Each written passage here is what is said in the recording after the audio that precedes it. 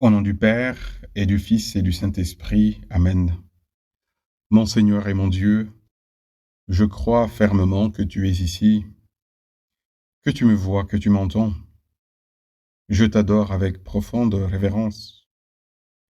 Je te demande pardon de mes péchés, ô Jésus, et la grâce de faire avec profit ce moment de prière. Ma Mère Marie, Saint Joseph, mon Père et Seigneur, mon ange gardien, intercédez pour moi. Lors d'une promenade, très récemment, j'ai assisté à une scène charmante de l'accueil d'un petit garçon, un écolier de 5 ou 6 ans, par son petit frère qui en avait 2 ou 3.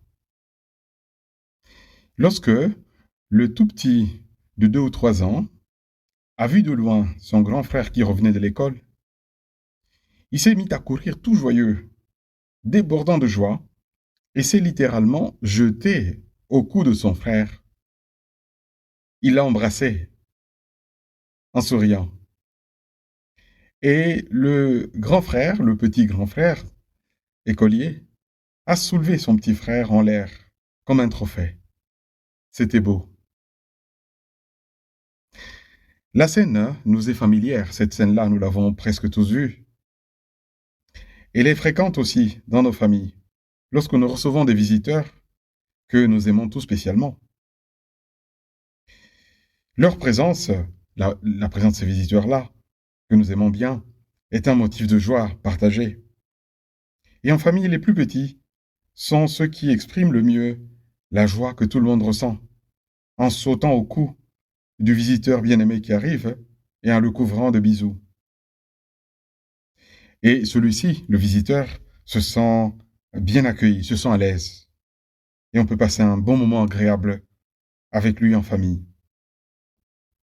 Seigneur, donne-moi cette profondeur du regard intérieur d'un enfant pour savoir te reconnaître, t'accueillir, t'ouvrir ma porte lorsque tu viens à moi, savoir te mettre à l'aise lorsque tu viens à moi, même à l'improviste quand je ne m'y attends pas. Justement, le texte proposé à notre méditation dans l'Évangile du jour nous parle d'une visite imprévue de Jésus dans le pays des Gadaréniens. Notre Seigneur y soigne 2 possédés, dont il expulse les démons, en les laissant, en laissant ces démons-ci entrer dans un troupeau de porcs qui était en train de chasser sa nourriture à côté. Les possédés en question sont guéris, mais les porcs vont s'abîmer en mer et se perdent. La réaction des habitants de ce village est consternante.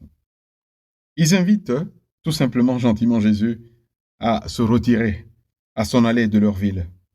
Quel dommage.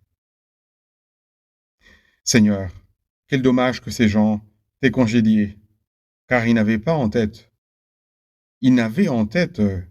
que la perte de l'argent que supposait cet élevage perdu. S'ils avaient seulement regardé qui était cet illustre visiteur qui a pouvoir d'expulser les démons, de rendre la santé aux possédés. Et tu t'en es allé, Seigneur, avec regret. Tu as passé ton chemin, et cette ville a perdu une belle occasion de recevoir des cadeaux de Dieu, prévus peut-être pour de nombreuses personnes dans cette ville, de rencontrer directement le Messie, le Fils de Dieu. Cette attitude, l'attitude des gens de cette ville, peut nous arriver aussi lorsque nous ne considérons pas que Dieu doit s'intéresser à nous que au moment où nous estimons que nos intérêts l'exigent. Je m'explique. Nous nous disons parfois, Jésus ne doit venir à moi que sous la forme d'une réussite à un concours, à un examen. Et là, je dirais, oui, c'était le Seigneur. Ou encore je me dis, Jésus ne doit venir me voir que pour me faciliter l'obtention de tel ou tel avantage matériel. Et là, je dis, oui, Seigneur, c'est toi. Je sais que c'est toi qui es là. C'est toi qui agis. Ou encore, je suis malade.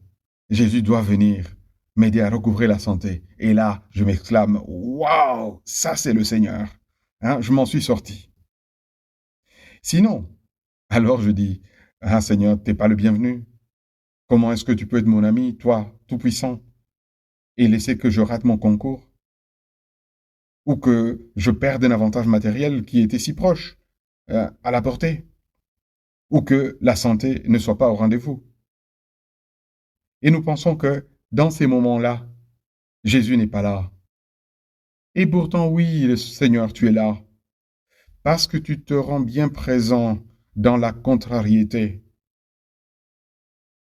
Parce que tu es là, alors que nous sommes aveugles. Nous ne te voyons pas. Parce que tu es caché derrière la brume des contrariétés. Pour peu que nous soyons spirituellement attentifs, hein, nous saurons découvrir Jésus. Seigneur, donne-moi d'être spirituellement attentif. Aiguise mon regard, afin que je sache te voir derrière le brouillard des contrariétés. Parce que ce sont ces moments-là que nous pouvons rater Jésus, comme les gens de cette ville qui n'ont pas su reconnaître le Seigneur à cause de la perte d'un élevage, tout simplement. Ceci me rappelle encore une historiette édifiante d'un homme que Jésus avait rencontré et qui lui avait dit, écoute-toi, demain, je serai chez toi, je viendrai pour être avec toi, nous aurons une conversation. Alors, cet homme n'arrivait pas à contenir sa joie. Jésus va venir chez moi. Mais il se représentait Jésus à sa manière. Il se le représentait comme dans les films. Se représentait Jésus grand, esbelте, beau, avec des yeux bleus, hein, majestueux. Bref, il se le représentait comme un être bien spécial qui allait venir le voir. L'homme se prépara en conséquence. À tout seigneur, tout honneur. Il prépara sa maison, tout bien propre, et mit ses beaux habits. Et il attendait le Seigneur. Dans la matinée suivante, hein, il était tout attentif. Mais dans cette matinée même où Jésus lui avait dit qu'il venait, un gueux, un mendiant, frappa à sa porte. Celui-ci, le maître de la maison, l'expédia vite. Et toi, hein, il se disait intérieurement, et toi, fais vite, j'ai une visite importante que j'attends. Et le visiteur impromptu s'en alla. Peu après, c'était un voisin qui voulait saluer et faire une petite conversation. Comme tous, nous avons eu besoin de faire la conversation à un voisin que nous ne connaissons pas trop pour nous approcher de lui. Mais le monsieur de la maison, lui, il ne pensait qu'à Jésus et à sa visite. Et il l'expédia vite également, ce voisin. Dans l'après-midi, d'autres visiteurs arrivent. Il y en a un, par exemple, qui avait besoin d'argent. Il voulait que son voisin lui prête un peu d'argent. Alors celui-ci, il était exaspéré. Ah, voilà un qui vient encore, avec des histoires. J'ai une visite importante, se disait-il à l'intérieur. Il expédia vite, évidemment sans lui prêter de l'argent. Ainsi de suite, les personnes qui passaient par chez lui étaient vite congédiées parce qu'il attendait Jésus. Le soir arrive, le Seigneur, d'après lui, n'était toujours pas là. Et il alla se coucher déçu. Oui, il était déçu, parce qu'il croyait que Jésus n'était pas venu. Mais le soir, en dormant, Jésus lui apparaît en songe. Et cet homme reproche au Seigneur en lui disant, Seigneur, mais tu m'as fait attendre pour rien, tu n'es pas venu. Jésus lui dit, mais non, j'étais là. Je suis passé plusieurs fois. Dans le mendiant, c'était moi. Dans le voisin qui venait te parler, c'était moi. Dans l'autre qui venait te demander de lui prêter de l'argent, c'était moi. Et tous ceux qui sont passés dans l'après-midi, c'était moi. Mais tu les as tous expédiés rapidement, sans les traiter comme il fallait. Et cet homme se mit à regretter. Si j'avais su, j'aurais été attentionné. Eh bien, nous sommes ainsi, nous aussi, Seigneur. Ouvre nos yeux, ouvre les yeux de mon âme, Seigneur, afin que je sache te reconnaître, t'accueillir dans toute personne qui m'approche et dans les différents événements de ma journée, en particulier l'adversité, quand les petits revers viennent au-devant de moi. Et je sais, Jésus, que tu me visites très souvent.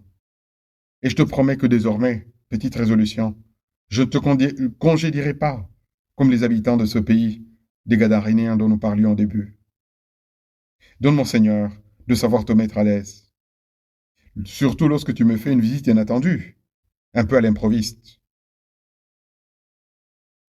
Je te remercie, mon Dieu, des bonnes résolutions, des actes d'amour et des inspirations que tu m'as communiquées dans cette méditation. Je te demande de m'aider à les mettre en pratique.